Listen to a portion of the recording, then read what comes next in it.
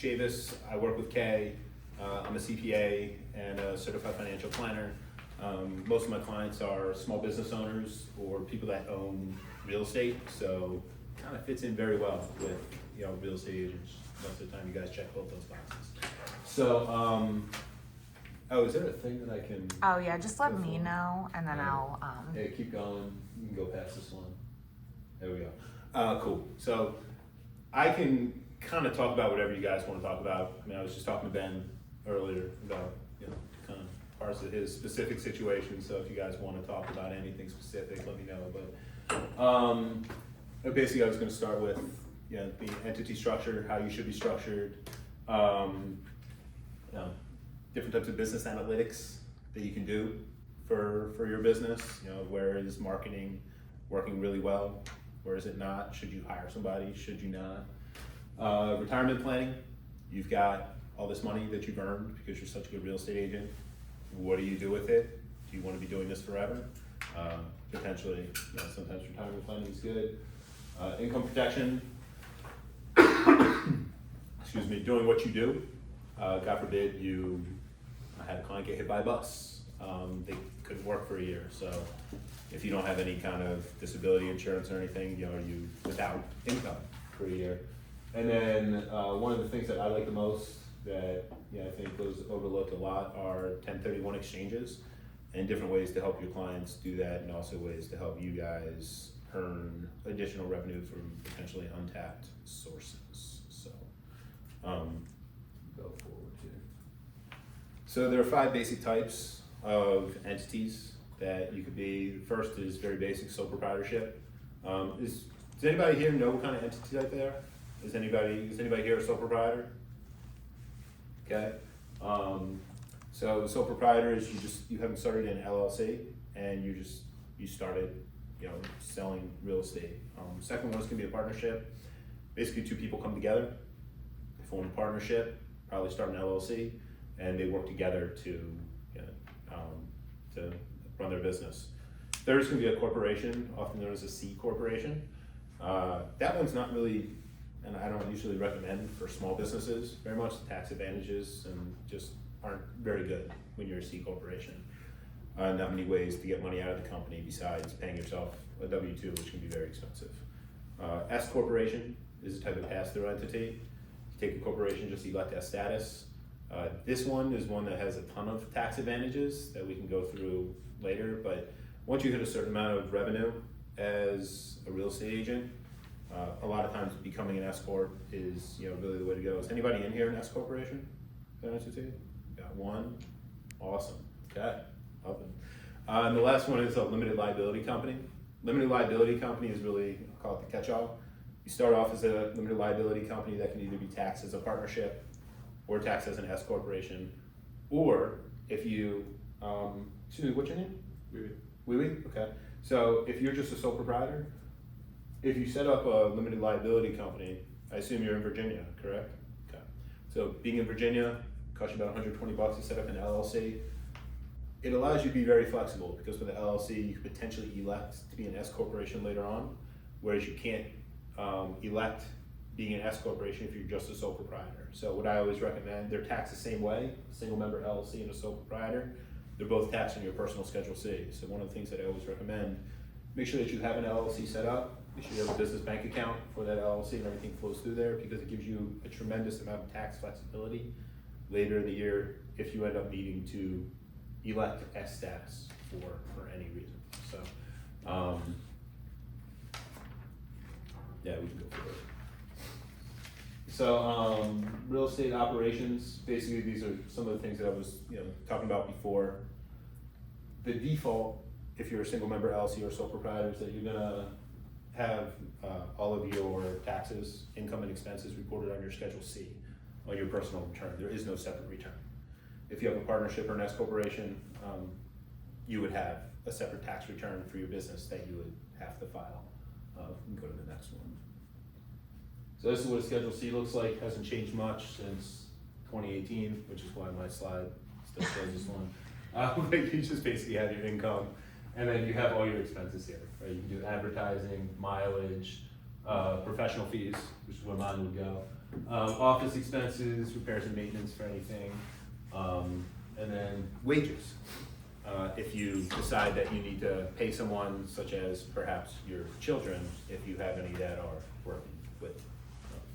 Go to the next one. Vic's gonna hire her children. If you're a single member LLC or a sole proprietor, I mean, I'm sure that your kids do work with you, so.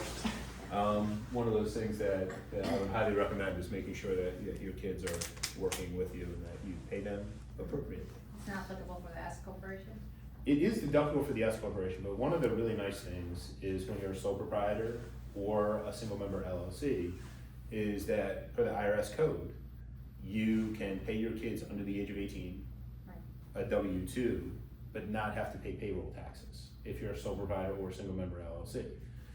If you're an S corporation, you can still pay your kids, but you do have to pay the payroll taxes associated with that salary. So the payroll taxes are about 15%. So, right, even if you pay them, $14,000 a year, $12,000 a year, depending on where your tax bracket is, it is probably still going to be beneficial, because one of the reasons that you're an S corporation is because your income's a little bit higher. So if you can shift some of that income from a higher tax bracket to a lower tax bracket, generally that's good, but it has to be the right situation to be able to do that. As I was telling Ben before, I'm also a certified financial planner, so one of the nice things that I always like to do is set my kids up and set my clients' kids up for life. If you are able to pay your children and you're able to even put $2,000 or $3,000 a year of that into a Roth IRA, the kids have earned income. So now they can actually legally contribute to an IRA. With the power of compounding, any dollar that they have in there by age 20 is worth $88 by the time they retire at 65. So if you can get any amount of money into there, you're really gonna be able to help set your kids up for life by being able to do that. So small contributions now go a long way, and it also helps you guys save taxes currently.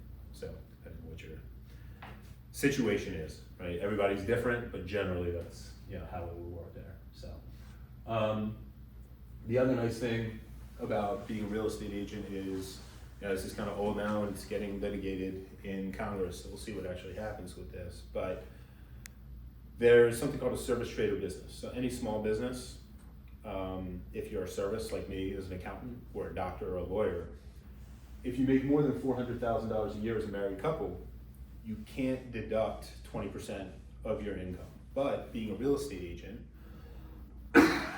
excuse me, if you make more than $400,000 a year, you can still deduct 20% of your income up to 50% of what your wages are. So let's say you're a real estate agent, you're an S corporation, you happen to make $1 million a year for this. Maybe that's some of you, maybe it's not. But you have the ability to pay yourself a W-2 of $300,000. If you make $1 million, you pay yourself $300,000, you're left with call it $700,000 of net income at the end of the year. 20% of $700,000 is $140,000. That's just less than half of the $300,000 you paid yourself as a W-2. You're able to, on your personal return now, take a $140,000 deduction. So you can see, being a real estate agent, it does provide you a lot of benefits because you're not a service trader business according to the IRS. Real estate has a great lobby, so. Can you say that example one more time, if you don't mind? Absolutely, Thank you. Sorry. absolutely. So there's a lot of good planning that you can do, Yeah. from this perspective. The actual percentage is about 29.3% is what you want to end up with to optimize this. Okay. So if you're making $1 million a year, usually, and you were just paying yourself a $40,000 salary. I'll go through two examples. So I want to start over so you can see both sides of this. Generally, one of the reasons you become an S corporation is to take advantage of the payroll tax rules. If you're a sole proprietor or a single member LLC or a partnership, all of the income that you earn as a real estate agent is subject to two types of taxes. It's subject to both the income taxes and self-employment taxes. Self-employment and payroll taxes I'll use synonymously. By becoming an S corporation, or electing to be an S corporation, But one of the things that you're able to do is pay yourself a reasonable salary. Use air quotes because there's no definition as to what's actually reasonable. So if you're a real estate agent and you're making $400,000 a year, maybe $50,000 or $60,000 is a reasonable salary. The benefit to doing that is the Social Security limit is this year, it keeps going up every year, but this year it's $170,000. So by only paying yourself $60,000, you're saving the 15% payroll tax on the difference between $170,000 and your $60,000 salary. So you've saved yourself 15.3% on $110,000. This is cool. I don't think I have this. So payroll / SE tax is 15.3%. So the Social Security limit is $170,000. So generally, as a sole proprietor or a single member LLC, you're paying, if you make $170,000, you're paying 15.3% payroll tax on all of this money, plus the income tax that you're paying, which is probably a 25% tax rate. Yeah, we'll just average it out, 25% income tax, income, and 15.3% self-employment tax. So you can see here plus state. And we're in Virginia, so that's about 6%. Sorry, I don't have the neatest handwriting. So when we add all these up, right, we're close to 46% of all this $170,000 that's going to taxes, right? That sucks. Nobody wants to do that. So one of the things that we're able to do is if you're an S corporation, say you make that same $170,000, you pay yourself a $60,000 salary. All that's subject to the payroll taxes is this $60,000. The difference between 170 and the 60, so the 110,000, 15.3 equals, we'll just call it 16,000, is what you're saving in taxes, and that's year after year after year. That doesn't change. As these numbers get higher, right, it changes a little bit, because let's say you're making now $1 million a year. You can take a 20% deduction up to 50% of the wages that you have. If you're making $1 million a year, you're in the top tax bracket, which is 37%. So we say what's better to take? Is it better to take a 15.3% deduction or deduct at a 37% tax rate? So because we can deduct 20% of our income up to 50% of our wages, if you pay yourself $290K, we're left with $710,000 of taxable income here. 20% of this is 142,000. 50% of this is 145,000. So right around there, so now we get to take $142,000 deduction on our personal tax return at a 37% tax rate. So I just round up to 40 because it's easier, but we take 14 times 40%, and right there you save $56,000 on your taxes by doing it this way and optimizing and doing some tax planning at the end of the year. So you can see, the more you make it, it's a very, very powerful tool to be able to do some of this planning and to make sure that your entity is optimized for what you need. What's up, Kat? I have questions. Hi, everyone. Thank you. Welcome back to everyone who is back for a second week. And we have someone on Google Meet here. So I missed the first 10 minutes or so. So you may have talked about this, maybe not. So if someone, so myself, so Heath does our accounting for the company and for me personally. And so I have been filing as an S Corp. I'm an LLC, but I've been filing as an S Corp since 2016. Yep. Now, I am a business owner though, and I have employees and deductions and all sorts of stuff. For those agents who are either solo agents or are agents on my team, like Greg, who's back here and Yvonne who's on the call here, does it still make sense for them, cause they're still getting paid commission dollars from EXP, to do the same thing, to set up an LLC and file as an S corp and pay themselves a salary? Or does it start getting complicated? Is it only worth doing once you have a certain earning level? Or do you just kind of always recommend that agents set it up that way? It's a fantastic question. Wow. And my answer is, it depends. Yeah. So, yeah, if you're getting a W-2, working, for an agent, you're getting a W-2 there, no, you're not gonna set up anything like this. If you're getting 1099 from EXP and that's how you're getting paid, at a certain income level, it's gonna start to make sense to elect for your LLC to be taxed as an S corporation. As I was telling Wee earlier, I would say always, if you're gonna be a sole proprietor, always just set up your LLC. It costs you $120 to set up the LLC, but let's say in October of that year, you start crushing it, right? And you sell 16 houses and you're making $4 million. If With 16 houses, $4 million, I don't know about that math, Heath, but okay. We're selling Dan Snyder's orders. Yeah, okay, We're crushing it, right? Whatever it is.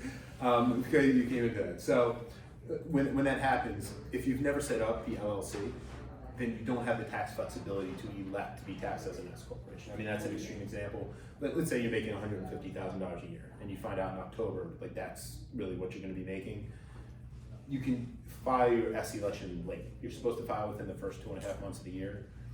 You can file it late as long as you have your LLC open and established. So that's why I always recommend having the LLC set up at least at the beginning of the year, even if you don't use it, or even if you never elect to be taxed as an S corporation, you just keep your LLC open. In Virginia, it costs you $50 a year to keep it open. To me, it's a very small expense for the enormous amount of tax flexibility you can potentially have as you go through.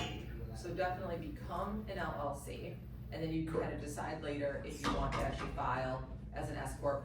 Why would there ever be a reason for you to not file as an S corp? Is it just Yeah, I mean, if you're earnings making aren't high enough? if you're making $30,000 a year, and you probably are able to write off $30,000 of expenses, it's not going to be worth it to file a separate S corp return. When you have an S corporation, there are additional requirements that go along with that. You have to have payroll, which is an expense. It's probably $40 or $50 a month to have payroll set up.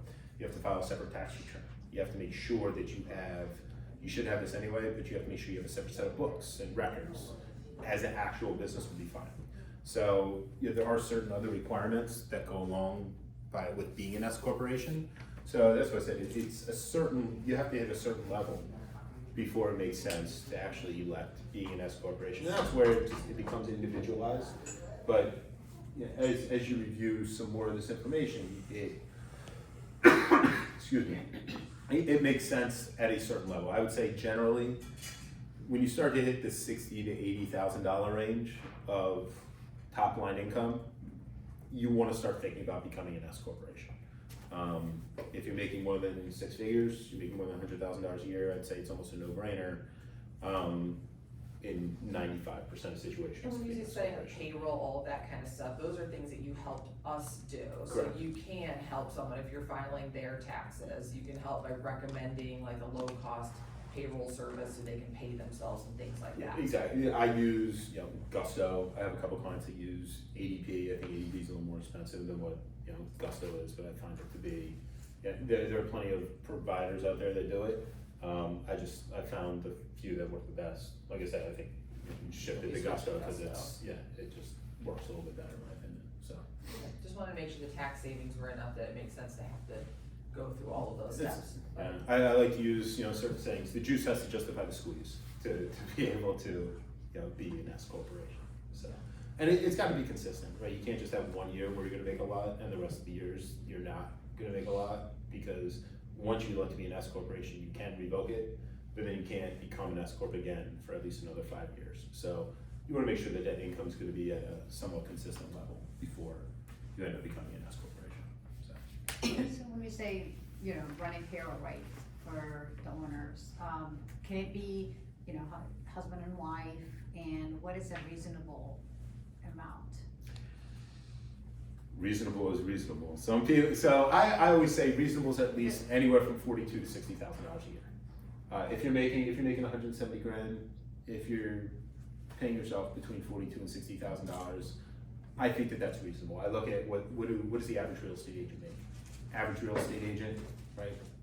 When you look at it across the spectrum, 45,000. many don't do a lot of business, so a reasonable amount, I think, is potentially much lower. I wouldn't do 12, I wouldn't do 18, I think that that's too low. I've seen some people do it, I think that that's too low. I've seen some people go all the way up to 170,000. I was on a call with a big group of agents talking about this, and almost every single person was actually between 60 and 80,000 for their reason. A lot of people were doing 80, I'm at 60, I think, right? So I mean, you're the expert, but maybe wouldn't go under 60 just based on that survey of agents, but. Well, also, it depends what you make, right? I mean, if you're making $1 million a year, sure, right? I mean, you're gonna be higher. If you're making $400,000 a year, you pay yourself 60 or 80, the savings are still there, and it still, justifies itself, so. Sorry, I was sick all last week, so, a little bit, but. Over something. Yeah, I know we took a little aside from where that is, but that's, I mean, the 20%, I think it's just such a powerful tool that you're able to use. And if you have other people on your team that you're paying a W-2, this salary is combined across all of your employees. So your salary still may even be lower if you're paying people on your team and you're paying them a W-2. It's total wages of the company that go into that, so. Audit risk, getting into what is a reasonable salary. It's a great segue. If your reasonable salary is too low, it's certainly at risk of potentially being audited. If the IRS sees you're making $1 million a year and you're paying yourself 12 grand, I think that there's some audit risk there. But given with the IRS funding, different things like that, not political discussion or anything there, just kind of realities. I think over the past couple of years, I've seen more audits than I've actually seen in the past. We'll see what happens now. But I mean, I'm hoping audits go down, but we'll see what happens. So you can see here with the Schedule C, if you have gross receipts of less than $100,000, it's still a very heavily audited area, right? 3 times the average, which is still kind of low, but 3 times the average is, you can see what the IRS is looking for. If you have a Schedule C with more than $100,000 in gross revenue, it's just audited at a much higher rate. So you just want to be on the lookout for that, and any deductions that you do take, you want to make sure that you've got, really you have support for it, and you can justify if you do get audited. I did have a client of mine get audited earlier this year. We went through, the IRS agent came into the office for an hour, and everything was fine. Went away, it was clean, nothing got changed, because we have backup for everything. We've got good systems in place, and we've got support for everything that's there. So the most recent data I could find was for 2022, but S corporations and partnerships, so if you have a separate business entity return where it's not on your Schedule C, the audit risk drops back down to 0.4%, regardless of how large your income is. So again, that's probably one of the other reasons to potentially become an S corp as your income rises, not just for the tax benefits, but also for the reduced audit risk.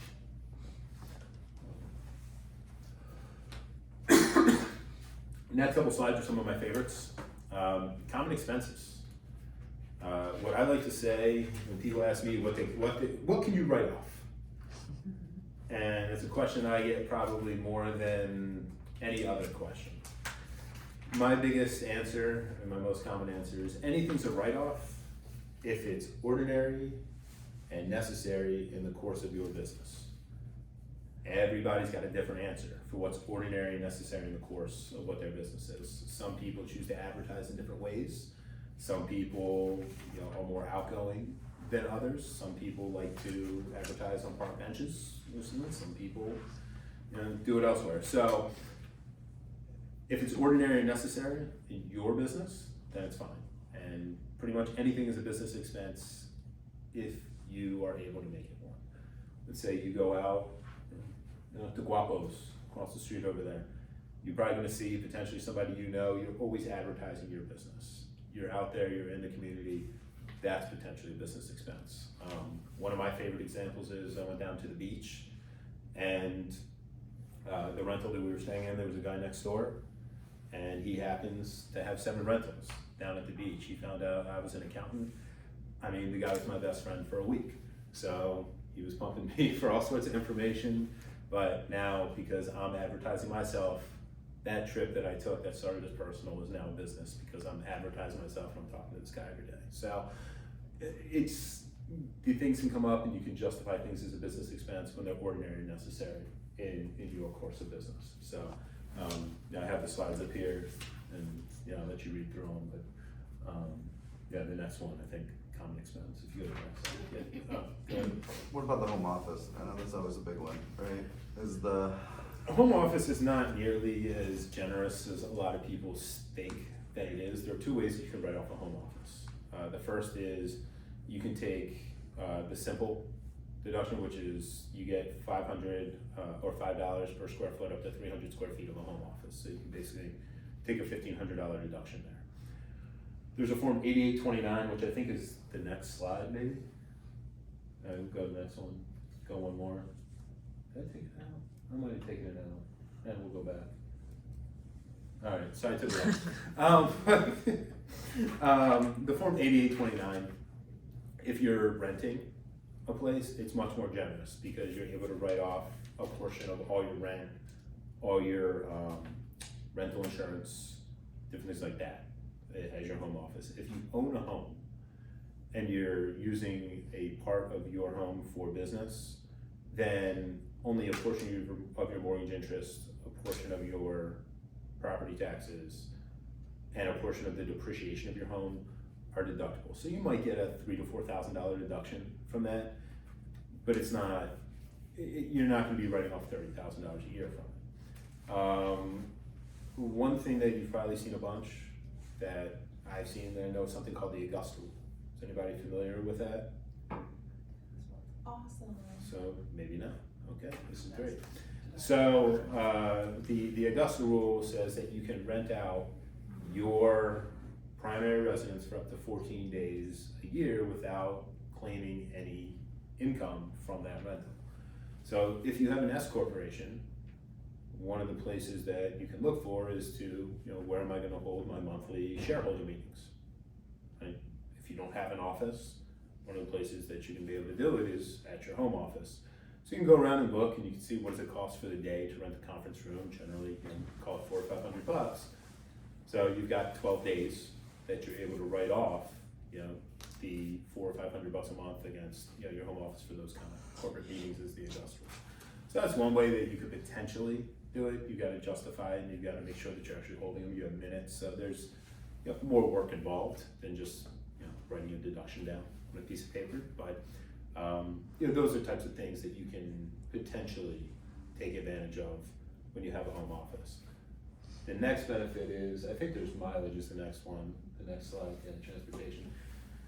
If you have a home office, and you know that you have a home office, any mileage that mileage that you drive from home to the office is commuting, and that's not deductible as a driving expense. If you have a home office, anywhere you go when you leave is now all business because you're going to your client's destination. So, that's one of the other benefits of having a home office is that really all of your mileage at that point is going to be able to be deductible and written off. And I think the standard mileage rate this year for 25 is 70 cents a mile. You drive 15,000 miles, there's a $10,000 write-off for it. So, one of those things that you definitely want to take advantage of and track all your mileage for. Any questions or? Okay. So, no matter what type of business you have, sole proprietorship, partnership, S corp, whatever you're doing, you want to make sure that your books and records are always good and up to date. Really, just so when I work with my clients, I work with them on a quarterly basis. So I always like to know, what is your income today? What are we projecting it to be?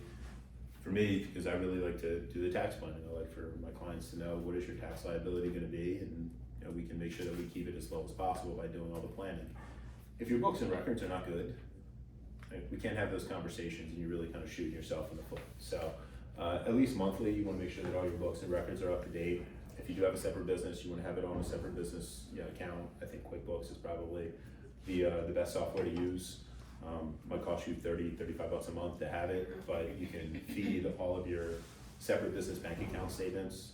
Right? It all feeds into QuickBooks, so you can categorize it. So it's one of those things that should work really, really well for you. It will also help you in the case of an audit. Right? My client that was audited, we have this all set up. Everything flowed in there, everything matches the bank statements, all the income matches, everything's correct, it's all accurate, so it makes it very, very clean, very, very easy, and you don't have to really worry about anything because you've got good books and records that are out there. So if you're a sole proprietor, you can use a spreadsheet because you don't necessarily have to have a separate business bank account, but one of those things I always recommend is even if you don't have a business account, have a separate personal bank account that all of your income and expenses come out of, so you're not commingling your accounts, because as you commingle, it makes it very hard to determine what's business, what's personal. It makes it harder to justify what's business and personal.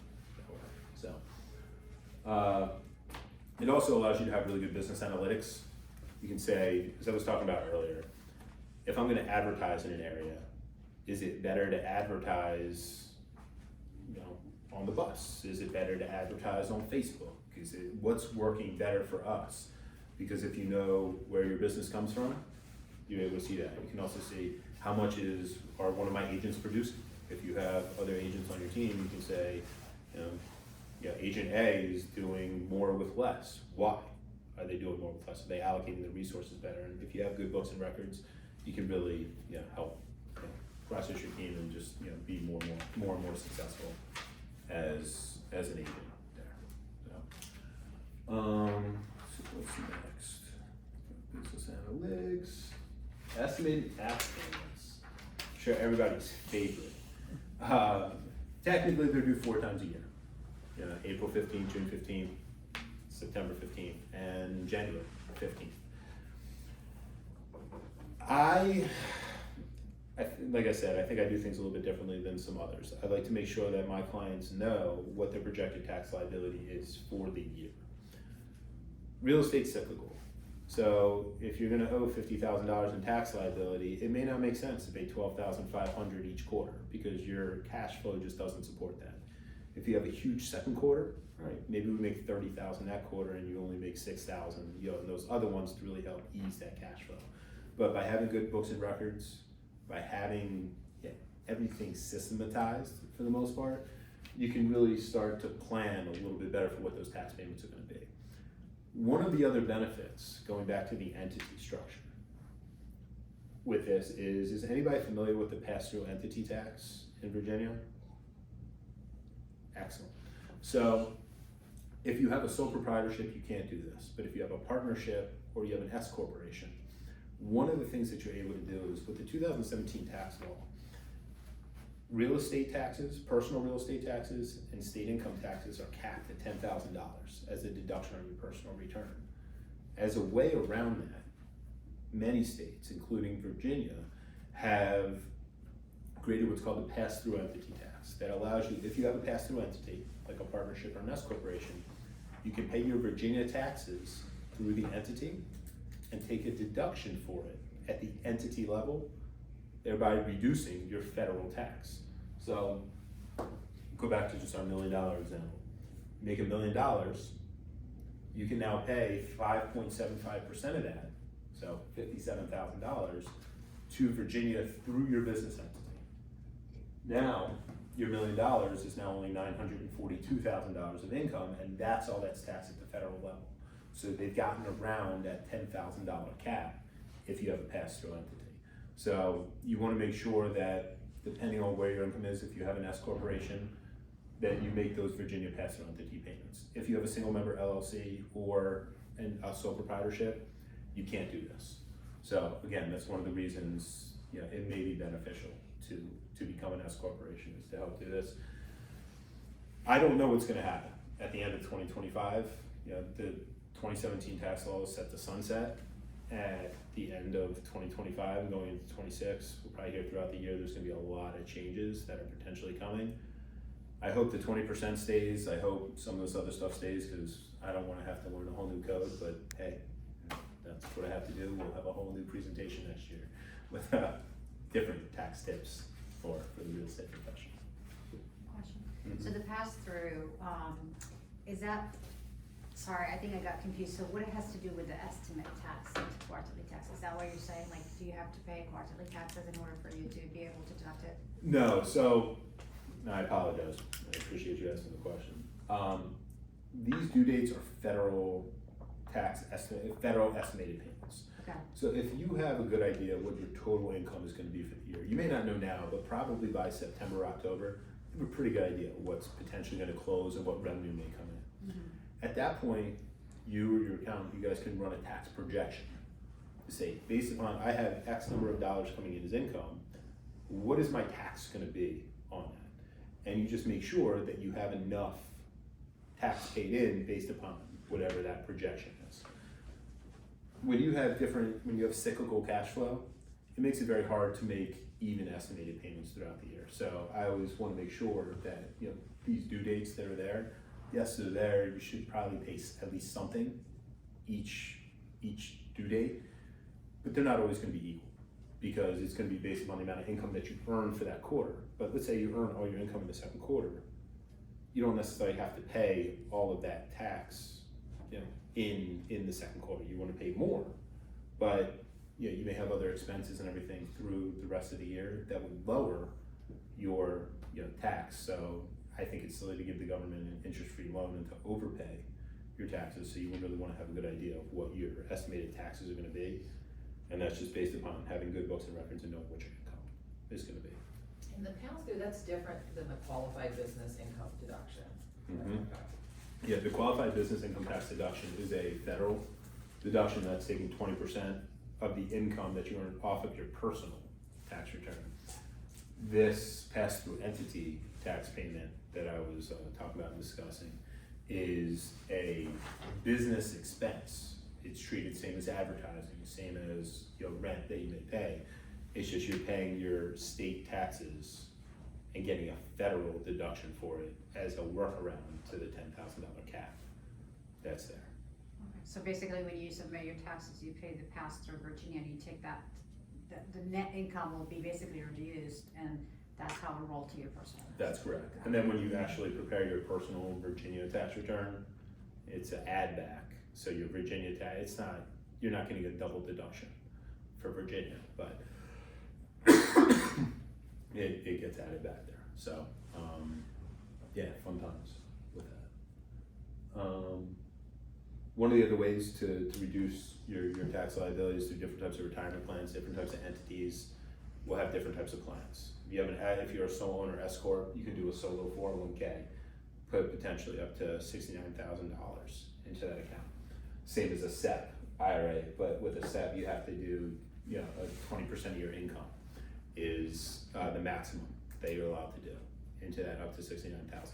So this one is highly individualized.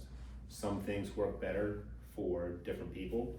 So it depends what kind of entity you have, how much you potentially want to put away into a retirement plan. If you have employees, how much do you want to match for your employees, if anything? You can go through a lot of different iterations with this.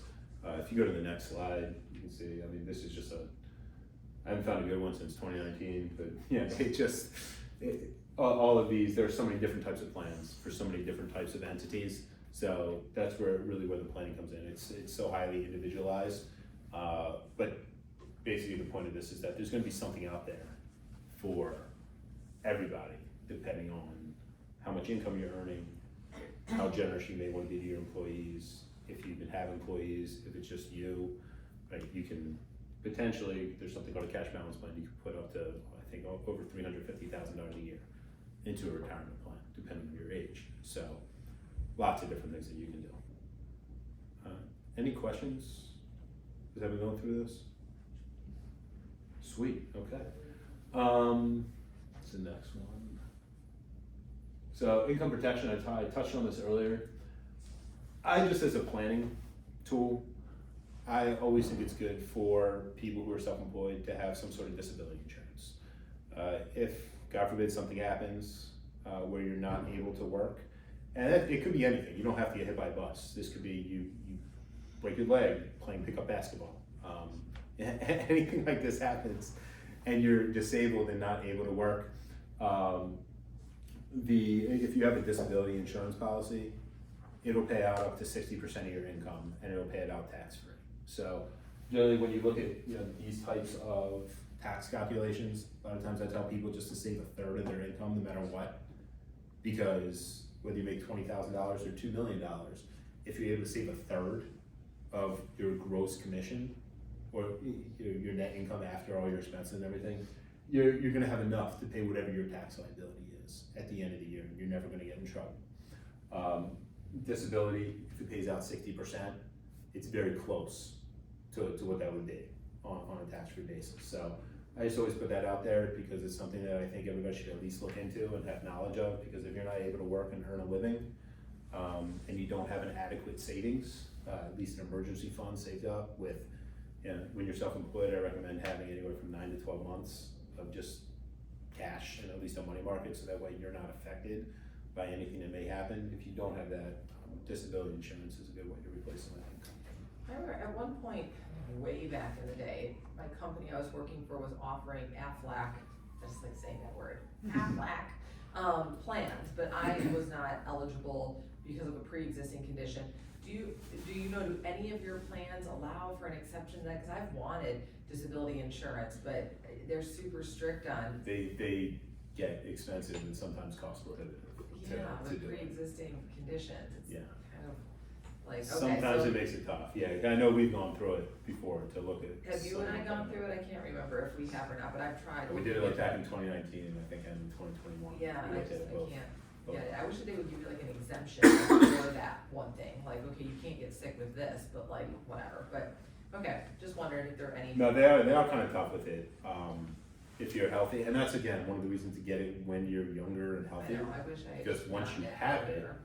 and as long as you pay the premium each year, and the premium may go up, but as long as you have it, that's the level at which you're underwritten at, and that's where it stays, and it stays with you year after year. So, we'll go to the next one. So, this is something that I've actually talked to Kay about, some, and we've I think made a couple of them work. But is anybody here not familiar with a 1031 exchange? And what it is? Or let's put it this way, does everybody know what a 1031 exchange is? We know it as a high level, I know it as a high level, but no, Okay, in practice. excellent. So basically what it is that you can take a property that was purchased, and if it has appreciated in value, you can take the proceeds from the sale of that property and roll it into another property. Any kind of real estate. It's a very liberal definition of what qualifies as real estate. You could take land and put it into an apartment building. You could take one rental property, put it into another rental property. Take a second home and put it into a rental property. The only thing you can't do a 1031 exchange with is a primary residence, because you already get the $500,000 capital gain exclusion on primary residence, so there'd really be no reason to. But you could do a 1031 exchange if you sell any kind of real estate that's highly appreciated and put it into another type of real estate. And that's with like the flips and stuff as well too. Not flips. See, cause that's what I sometimes think about, maybe selling one of the properties that's appreciated quite a bit, and then using that to rotate with the homes that we flip. But see, I thought there wasn't. Flips are not yet. So and when I should have qualified a little bit more, and thank you for that. I'm genuinely asking for me. No. So flips are ordinary income. It's not a rental business. It's not a passive type of. What if though it is a long term? So what if you do hold it for a year? So you do a flip, you put a renter in there just for 1 year. Then can you 1031 it? Cause it's. You would want to at least, I think, try to rent it. The general safe harbor there is at least a year that you're gonna want to hold this property before you're able to do a 1031. There's no, like, it's kind of like the reasonable salary. There's no, safe harbor as to what will or will not qualify as a 1031 exchange, but if you're doing a flip, and the flip just went long, and now you've made a ton of money from this flip, but never made any attempt to treat it as an investment type property that you've been trying to rent out, the 1031 exchange could get challenged. Not saying it will, but it could. So that's where you would at least want to try to probably rent it. If it's not rentable, okay, now maybe you have the ability to do a 1031 with it. But the general rule is that flips will not be allowed to do a 1031 exchange. That would be my default answer. There may be exceptions to that, but the default is going to be flips are not eligible for 1031 exchanges or primary residences. Okay, Heath. And it's being recorded, okay? Yeah. I'm putting it out there. That's my default answer for them, for the two I'll people turn it that off, watch hold on. this ever. You know, that's what's gonna happen. So, yeah, so there are, because of the tax advantages to this, there are some specific rules that you have to follow. If we go to the next slide. So is this applicable also for like, you know, I know someone just, you know, Bitcoin sold and used that, you know, profit to purchase a house or like a, you know, second home. Mhm. So would that be applicable for that too?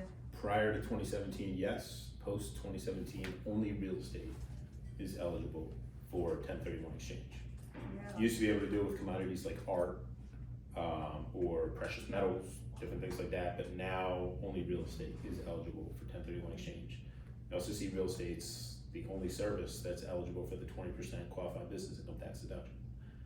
The real estate lobby is very strong, it's great, and that's why you guys get all these cool rules that are not really available to anybody else. So it's good to know what they are, because you can really, you know, do some damage in a good way with them, and save some money. So.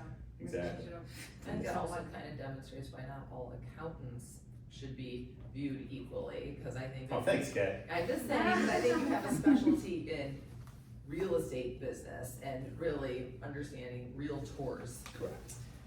So Yeah, we just see saying. what's there, and I appreciate that, because Just saying. yeah, a lot of these things are not, you know, people don't know about them, and it's kind of like the more you know, right? Like that NBC thing. That comes with this, but there we go. So when you do a 1031 exchange, because of the enormous benefits, there are specific rules, and if any of these rules are not adhered to, 1031 exchange is dead, and you can't do it. So the first thing is you sell the relinquished property. When you sell that property, the seller cannot take possession of the funds. They have to go through what's called a qualified intermediary. The qualified, it's basically like an escrow agent. That qualified intermediary holds the funds that the seller received from selling their property. By day 45, you have to identify a replacement property, and you can identify up to 3. There are exceptions to that, but the general rule is you can identify up to 3 properties that you'd want to take your property and exchange it into. And then by day 180, you have to close on the new property. So if you follow these 3 rules, you can generally do the 1031 exchange. Like anything, there's some exceptions, but this is the general thing you want to adhere to.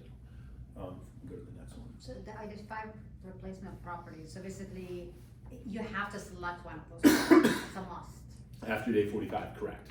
So if you find a different property on day 60, Yeah. no, you can't do that. You have to identify the properties by day 45. But that's why they give you 3, so that you can identify. So one of the things that I've done a decent amount of, right, is how can real estate agents be helped, you know, with this? How can this improve your business, right? It's great to see this, but it can do, especially around here, right? You got a lot of properties that, you know, have been rentals that people have owned since the late 80s, early 90s, early 2000s that are highly appreciated at this point. These people are getting older, right? They may not want to manage these properties anymore. There may be farmland, there may be other things that people own land that they're just paying taxes on that, you know, is not income producing. So what can they do, right? If you have, you know, an old property, or you have a townhouse or a piece of land, you could take that property and you can, right? You guys can go to these people and say, hey, I want to sell this for you, and I have a way for you to pay no capital gains tax at all. Say, we can do a 1031 exchange, and, right? There's probably some education that goes into that, but let's just use the land example. Somebody has a piece of land, they have an acre somewhere that's worth, you know, $400,000 now that they inherited for $20,000 30 years ago, right? Because that land's not, producing anything, if you sell that for them, right, great, you guys have done that. But now there would be an enormous capital gain tax obligation on the person that sold it.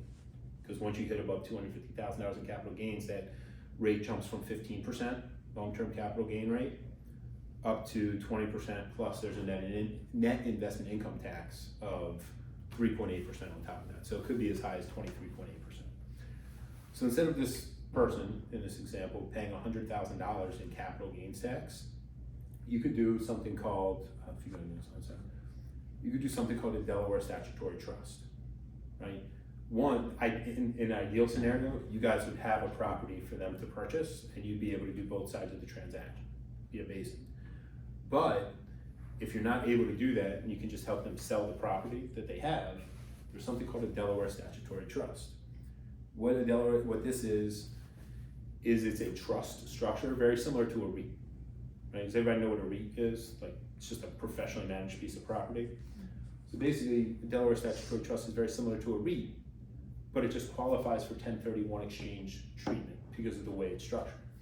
So this person would take all of their proceeds, it would go to the qualified intermediary, and then this would be one of the properties that you would identify. A Delaware, so you would, I'll give an example. There's a student housing facility down in Georgia, or there's a low-rise apartment in Kentucky, or there's a mobile home park in Florida. Each of these are separate DSTs that somebody can invest into. So if they sell their piece of land for $400,000, what am I gonna do with this money? They can invest it into one of these DSTs. The DSTs will operate very similar to a rental property, because it is a rental property, so it'll operate very similar to the one that they had. So if they put their $400,000 into it, they'll receive monthly distributions of anywhere from 4.5% to 5% of whatever they've put into it. So if somebody's put $400,000 into it, they're making 5%, they're getting $20,000 a year just in straight rental income from this Delaware statutory trust. That $20,000 is also tax advantaged. There's mortgage interest, there's property tax, things that are reduced for tax purposes off that 20. So if they get 20, maybe they're only taxed on $9,000 or $11,000 of that income. Plus, they don't have to pay the $100,000 in capital gains tax from doing that. So this is a way for you to potentially go to different sellers who are older, who are tired of being landlords, who don't own the primary residence, say, hey, I can sell your home right here in Arlington or anywhere else. I mean, I know that homes are anywhere from 6 to 8, maybe 900,000, probably 6 to 8 is probably a better scope there. But if somebody has, many of these people have 2 or 3 rental properties, then hey, I have a way for you to keep pretty much the same amount of rental income that you're getting now on a net basis.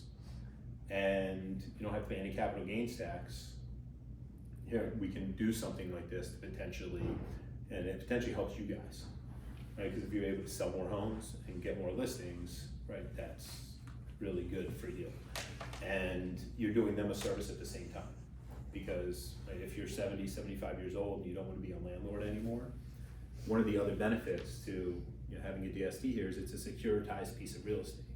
So for estate planning purposes, a lot of people don't want to leave homes to their heirs to sell, right? That's a mess, it's a nightmare. Most people don't want to do that.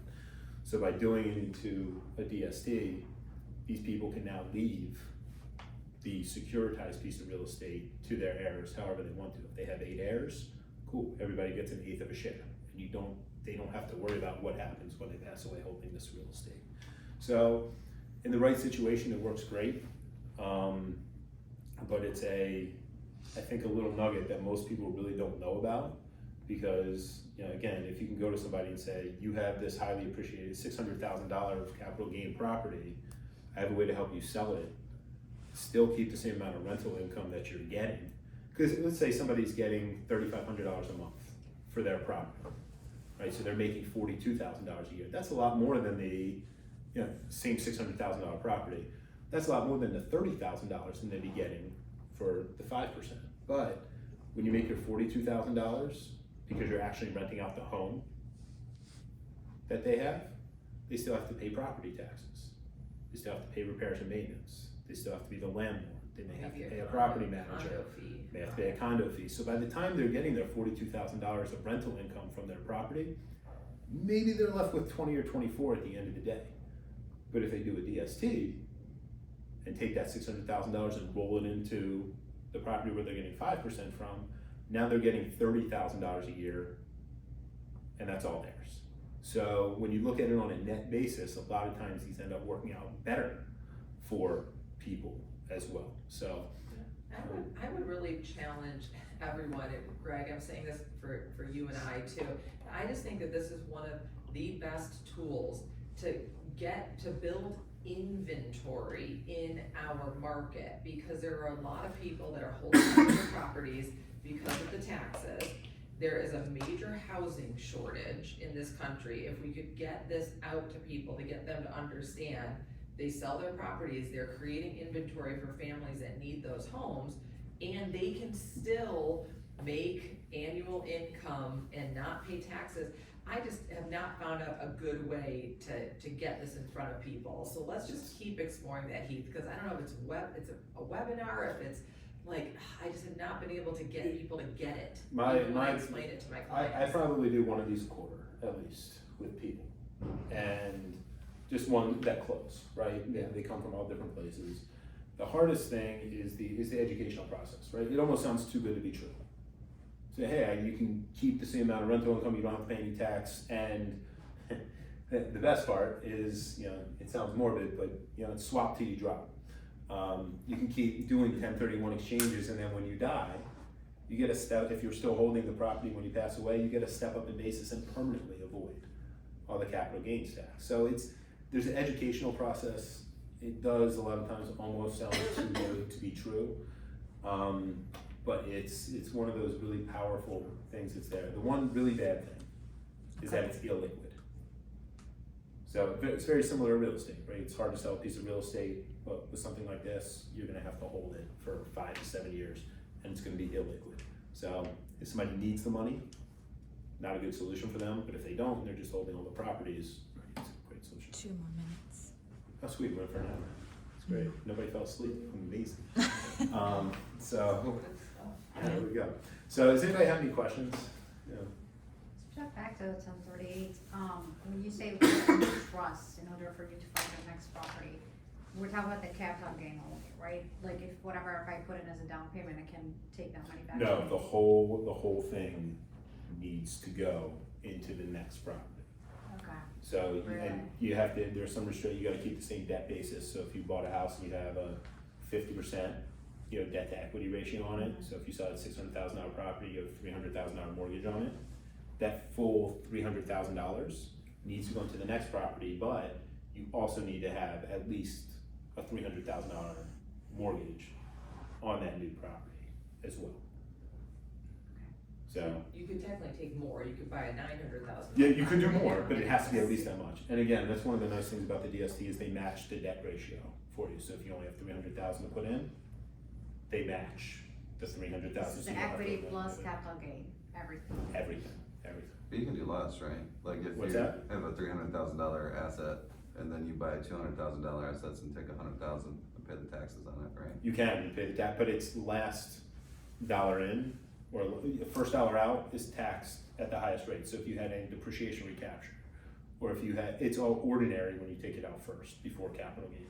So it's, if you need to take any money out, it's probably, in that scenario, it's probably not even worth it to do any type of 1031 exchange. If you have a $2 million property, you need $100 grand, okay, right, it's fine, because you're still getting a large amount of capital gain exclusion, but if the numbers are that compressed, it's probably just not going to be worth it to do a 1031 exchange. Can you still do a refinance On the property once you do the 1031 to pull money out?